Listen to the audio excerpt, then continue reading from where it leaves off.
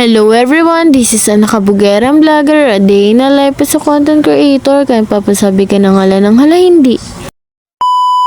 For today's vlog nga rin po pala, ngayon na nga rin pala yung exam namin, kaya naman gumising na nga rin pala ako ng napakaaga. Paano ba naman mga hindi, kailangan ko nga talagang gawin yung kulang ko na notes para naman kahit papano may grades tayo. Hala hindi. Dahil maaga pa nga ng mga oras na yan, kaya naman inayos ko na nga rin pala yung gagamitin ko na bag. Magsasaing na nga rin pala ako ng kanin para naman may kainin tayo bago nga rin pala tayo umalis. Kailangan ko talaga ng lakas para makapagsagot tayo. Hala hindi. Sa mga sumusuporta nga rin pala sa akin, ipaki-comment nga rin pala na good luck Kabugerang Vlogger. Hala hindi. Maliligo na nga rin pala ako ng mga oras na yan para naman talaga makapag-ayos na nga rin pala tayo. Bawal nga talagang malit kapag first day of exam, kaya naman mga hindi, kailangan natin maging good student kayon. Hala hindi. Sa mga nanonood nga rin pala sa akin, na wag niyong kakalimutan na mag-comment kung saan na nga rin pala nakakarating tong vlog ko para naman alam ko kung sino na nga rin pala mga nakakanood. Sa mga nanonood nga rin pala sa akin sa Black FM, magka-link na nga rin pala kayo mga inday. Sobrang natutuwa nga talaga ako dahil nga pala yung FB page ko nga rin pala dumagdag na nga rin talaga yung followers. Kaya naman thank you so much nga rin pala sa mga bagong nag-follow sa akin. Sana naman dumami nga talaga kayo. Hala.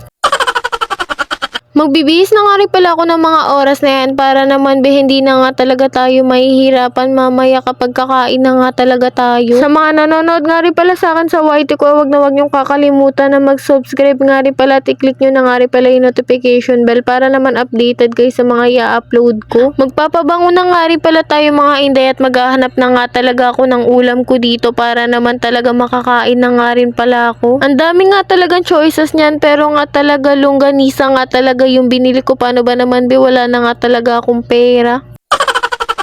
Sana nga talaga meron nga talaga ako mataas na score nga rin pala sa exam ko. Kapag wala nga talaga ay wala na talaga Sinimut ko nga talaga yung kanin para naman mataas nga rin talaga yung grades natin. Hala OA. Bago nga talaga ako makaalis nabura na talaga yung makeup ko mga inday, pero hayaan mo na nga talaga yan kasi kailangan na nga talaga natin umalis. Sumakay na nga rin pala ako ng tricycle na mga oras na yan para naman talaga makarating na nga rin talaga tayo sa pupuntahan natin. Buti nga talaga hindi maulan, napakaganda ng araw nga rin pala ngayon. Dahil bago nga talaga tayo makapasok sa school pawis na pawis tayo, kaya naman nagpaypay na nga rin talaga ako. Pagdating ko nga rin pala hindi pa nagsisimula yung exam namin, kaya naman nagkwentuhan na nga rin pala kami dito at nag-review na nga rin pala ako kahit papaano. Magre-review nga talaga ako para naman alam ko yung ibang mga tanong sa mga test namin para naman marami nga talaga akong masagot. Hala hindi. Magsisimula na nga talaga ang exam namin ng mga oras na to, kaya naman bawal na nga talaga akong humawak ng cellphone. Ises na nga rin pala neto at bumili na nga lang din pala ako ng turon sa kantin para naman talaga may kainin nga ako. Napakabilis nga rin talaga matapos na exam namin at uwian na nga talaga, kaya naman dadaan nga talaga kami sa FCM para naman maggala-gala doon. Hala hindi.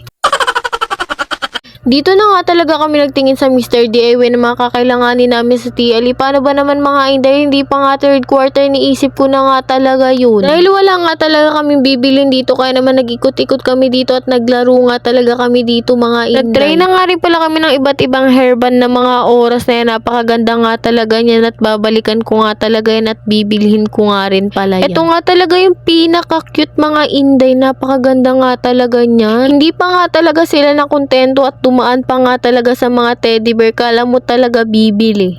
Hala hindi.